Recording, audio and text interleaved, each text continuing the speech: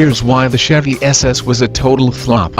The Chevy SS. One of those cars where you buy it and you tell your friends about it, your new car, your pride and joy, your shiny new vehicle, your faithful four-wheeled friend, and they say the Chevy what? The what now? Do you mean Camaro SS? That's been the story ever since the Chevy SS came out for the 2014 model year, and this lack of awareness is one of the reasons why this car failed. There are other reasons, of course, and I'll get to those in a minute.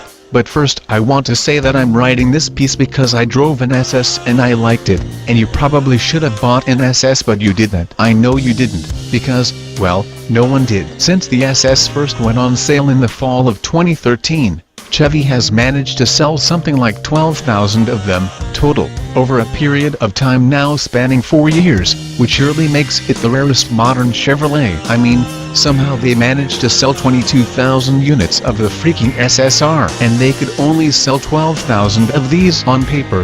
It seems like a surprise, as the SS has basically everything a car enthusiast could want. Its rear-wheel drive. It was offered with a 6-speed manual transmission and GM's amazing magnetic ride control suspension. It used a 415 horsepower 6.2-liter V8, which growls like the engine in a muscle car. It's loaded with stuff, from heated and ventilated leather seats to an automatic parallel parking system, and it's very fun to drive. It's perfect, right? It sure seemed like that from behind the wheel. I learned just how fun the SS is to drive when I borrowed this 2017 model from a viewer in New Jersey, and I cruised around some decent roads on a late fall day. The SS surprised me with its speed, as it'll hit 60 miles per hour in 4.6 seconds, and with its sound, which really is brawny and muscular. The SS also touts excellent handling and steering, with a quick steering rack, and it's sharp and capable in the corners while simultaneously compliant over bumps thanks to the excellent magnetic ride control. As I'm writing this,